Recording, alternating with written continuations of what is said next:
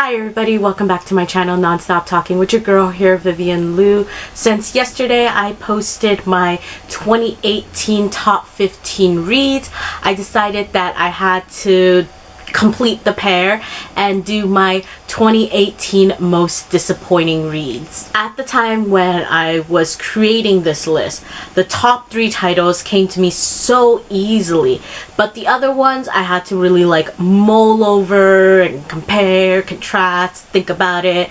And now I have a list with 13 titles. There are some popular names on this list, and that is your disclaimer. Alright, let's start. So at number 13 is Wildcard by Marie Lu. This is the second book in a duology. The first book is Warcross, and it's set in a futuristic, technologically advanced world where this game Warcross kind of takes over life. Our protagonist is Emika, and she's a bounty hunter for the game, and one day she gets hired by the game's creator Hideo to kind of research, solve a security breach. I loved Warcross. It painted such a vivid and fun world, and I was highly anticipating Wildcard.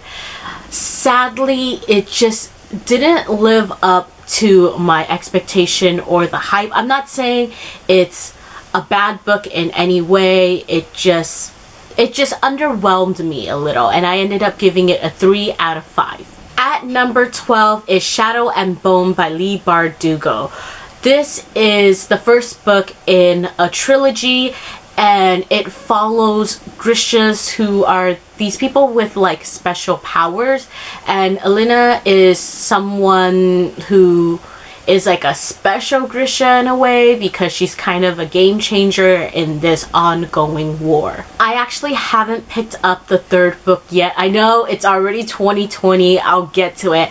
Nevertheless, I don't think this trilogy has lived up to its hype. I rated the second book slightly higher than the first, which is why it's not on this list, but neither of these books got at least 3 stars from me. I just couldn't see the uniqueness that everyone seems to be discussing about, and I'm sorry, 2.5 out of 5. At number 11 is Hollywood Scandal by Louise Bay. This is a romance novel which follows an A-list Hollywood actor who needs to lay low while filming in Maine.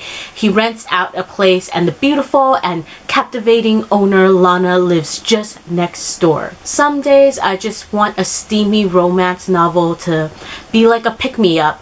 Sadly, this book didn't give me any of the romantic feels I was yearning for. It ended up being a terrible choice for a pick-me-up, and I gave it a 2.5 out of 5 stars. Number 10 is A Court of Frost and Starlight by Sarah J. Maas. This is the third book, novella in the Akutar series. The first book, A Court of Thorns and Roses, is a loose Beauty and the Beast retelling with fairies. Akafast was one of the few books that I pre-ordered in 2018, so I was highly anticipating it. Sadly, it was kind of pointless and a waste of my time. It really was just a cash grab, and that really disappointed me.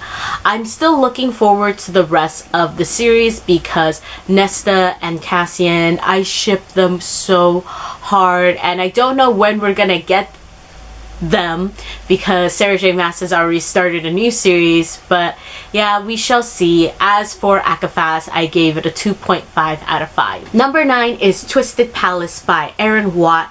This is the third book in the Royal series. The first book, Paper Princess, is about an orphan named Ella who I guess kind of gets adopted by this rich man named Callum Royal. Callum Royal was friends with her dead father, and so he moves her into his mansion where his 5 sons also live, and his 5 sons all hate her. The first 2 books in this series were fun, guilty pleasure reads, and I was just really enjoying them.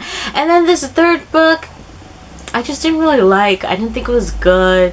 and I've thought about picking up the fourth book, but I just don't think that the excitement and joy is there anymore, and I ended up giving this a 2.8 out of 5. Number 8 is Yes Please by Amy Poehler. So this is Amy Poehler's autobiography, and she's famous for the show Parks and Recreation. I love Amy Poehler. I love Parks and Recreation. I love making it. I thought I was gonna love this autobiography. There were some like points and bits and messages that I enjoyed, but honestly the book as a whole, besides the ending bit, didn't really work for me, and I ended up giving it a 2.8 out of 5. Number 7 is The Last Black Unicorn by Tiffany Haddish.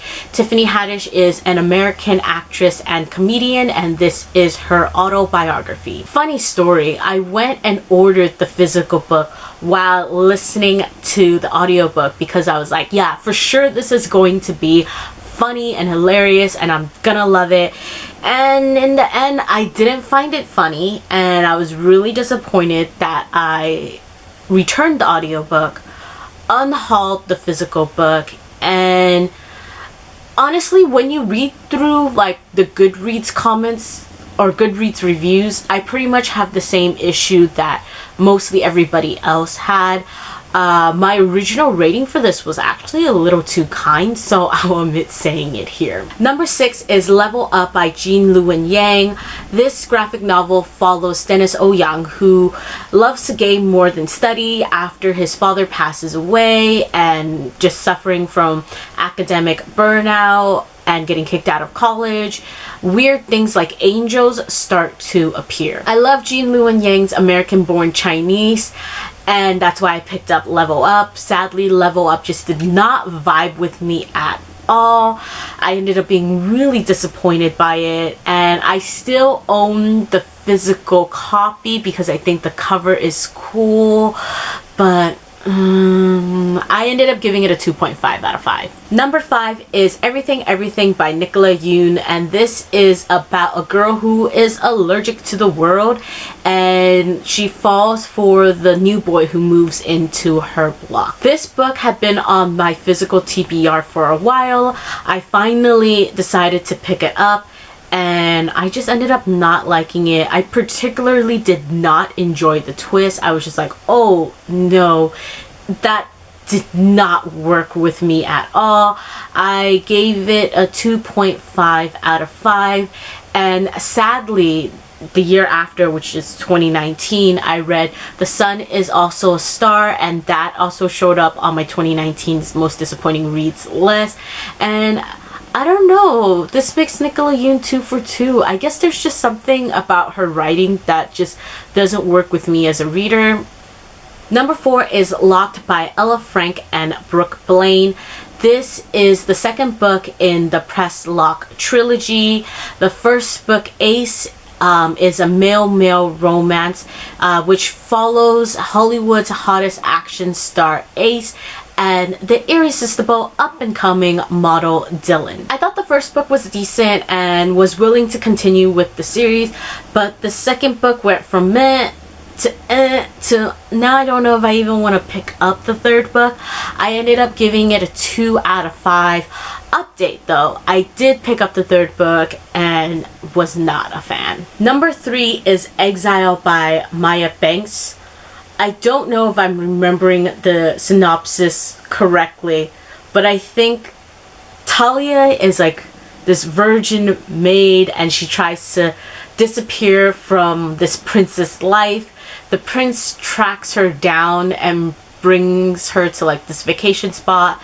They have sex and then he shares her with his friends, and then they like have happy orgies happily ever after. I think that's the story. Frankly, there are just some days where I want an entertaining, trashy, erotic read, and this one was all trash and no entertainment. I ended up giving it a 2.5 out of 5. Number 2 is Allegiant by Veronica Roth. I know. It took me until 2018 to finish this trilogy. Anyways, Allegiant is the third book in the Divergent trilogy. If you did not know, Divergent is set in a dystopian Chicago society where people are split into factions. Our protagonist, Tris, picks a different faction from her own, and you know, she has a big secret to hide as well. I'll keep this short, but I will never ever forgive and will forever hate this ending. I must have been feeling super generous that day because I rated this a 2.9 out of 5, and yeah, like thinking back to how much this disappointed me, like that's pretty high. We are at number 1. So number 1 is After by Anna Todd.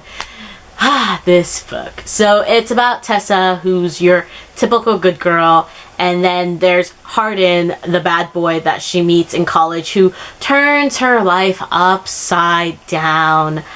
This was originally a One Direction fanfic. When I first drafted this list in November, I like didn't start After yet. I read After in December, and I was just like, yeah, for sure, Allegiant and Exiled are gonna be 1 and 2. And then I read After in December, and I was like, you know what? Everything on this list is just disappointing and very disappointing. But After is actually the sole worst read of 2018 for me, like uncontested. I can't even begin to explain how much this problematic and toxic relationship triggered me. It was such a struggle to get through, and I hated it. I ended up giving it a 1 out of 5, but if negative was possible, that's probably what it deserves to me. Alright, that is it for my 2018 most disappointing reads list. I hope I didn't hurt anyone's feelings. Outro time. Like, comment, subscribe. See you in my next video whenever that is. Bye!